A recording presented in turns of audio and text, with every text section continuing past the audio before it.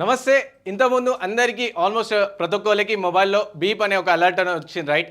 అంటే emergency alert అనేది వచ్చింది, రైట్?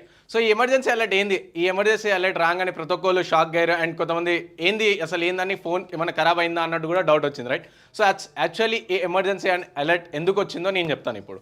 సో ఏంటంటే ఫస్ట్ ఈ ఎమర్జెన్సీ అలర్ట్ ఎందుకు వచ్చింది? ఎందుకంటే మన telephone regulatory authority of India అనేది ఏం చేస్తుందంటే ఇండియాలో ఉన్న ప్రతి ఒక్కరికి పాన్ ఇండియా మొత్తం అందరికీ ఒకటేసారి ఒక మెసేజ్ అలర్ట్ అనేది పంపిస్తుంది. సో ఈ అలర్ట్ ఎందుకు పంపిస్తుంది అంటే ఇప్పుడు ఎమర్జెన్సీ టైమ్స్లో అదర్ వర్షాలు ఎక్కువ పడ్డప్పుడు, ఫ్లడ్స్ కానీ, డిజాస్టర్ కానీ, ఎర్త్క్వేక్స్ అలాంటివి వచ్చినప్పుడు ఈ ఎమర్జెన్సీ అలర్ట్ పంపించినప్పుడు మనం ఆటోమేటిక్గా సేఫ్ సైడ్ వెళ్ళిపోవాలి అనే ఒక చిన్న కాన్సెప్ట్తో పంపించేస్తుంది అనమాట. ఎందుకంటే ఇంతకుముందు ఎట్లుండే ఎమర్జెన్సీ అలర్ట్స్ రేడియోస్ ఉంటుండే. సో రేడియోస్లో ఎమర్జెన్సీ అలర్ట్ అనేది ఇస్తుండే అండ్ దాన్ని బట్టి అందరు పబ్లిక్ సేఫ్ అవుతుండే. కానీ ఇప్పుడు ప్రతి ఒక్కళ్ళ దగ్గర మొబైల్ ఉంటుంది, right?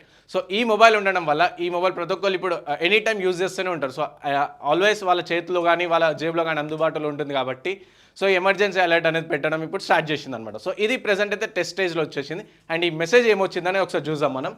So emergency alert service, this is a sample testing message send through a cell broadcasting system by department of telecommunication. So ఇది ఎమర్జెన్సీ అలర్ట్ సిస్టమ్ అనమాట. సో సెల్ బ్రాడ్కాస్టింగ్ సిస్టమ్ తరఫు నుంచి అండ్ డిపార్ట్మెంట్ ఆఫ్ టెలికమ్యూనికేషన్ తరఫు నుంచి పంపించేసారు ఈ message అని మనకి. And ignore this message as no action is required from your end. So ఒకవేళ మనకి ఈ మెసేజ్ వస్తే మనం ఎలాంటిది చేయాల్సిన అవసరం లేదు, జస్ట్ ఇగ్నోర్ చేయాలి. ఏంటంటే మనకి ఓకే అనే ఆప్షన్ ఉంది, రైట్? ఓకే అనేది క్లిక్ చేస్తే చాలు, అయిపోతుంది అనమాట. అంటే ఇది ప్రెసెంట్ ఇంకా టెస్టింగ్ స్టేజ్లోనే ఉందన్నమాట. has been sent to test pan India emergency alert system being implemented by National Disaster Management. So ఇదేంటంటే మనకి నేషనల్ డిజాస్టర్ మేనేజ్మెంట్ తరఫు నుంచి వస్తుందన్నమాట ఈ మెసేజ్ అనేది. ఎందుకంటే ఇప్పుడు ప్రెసెంట్ టెస్టింగ్, ఇంతకుముందు చెప్పినట్టు నేను ప్రెసెంట్ టెస్టింగ్ స్టేజ్లోనే ఉంది. ఎందుకంటే ఒకటేసారి ఇది పంపించినప్పుడు అందరు అలర్ట్ కావాలని చెప్పేసి మన సెంట్రల్ గవర్నమెంట్ ఒక కొత్తగా అలర్ట్ సిస్టమ్ అనేది తీసుకొస్తుందన్నమాట. And it aims to enhance public safety and provide timely alerts during emergencies. So as usual ఇది మనకి ఎమర్జెన్సీ టైంలో పబ్లిక్ సేఫ్టీ దృష్టిలో పెట్టుకొని మెయిన్గా చేస్తుంది ఇది గవర్నమెంట్. అండ్ ఫైనల్గా మనకి date and time and hash tag అనే ఒక కోడ్ ఇచ్చేసింది అన్నమాట.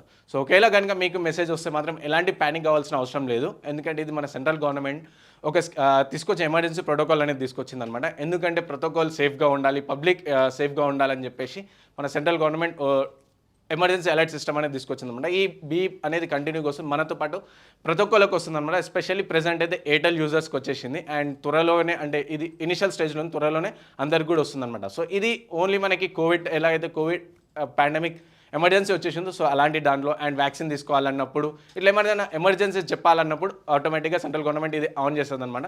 సో అందరికి అలర్ట్ వచ్చినప్పుడు దానికి అనుగుణంగా మనం అలర్ట్ అయిపోవాలన్నమాట.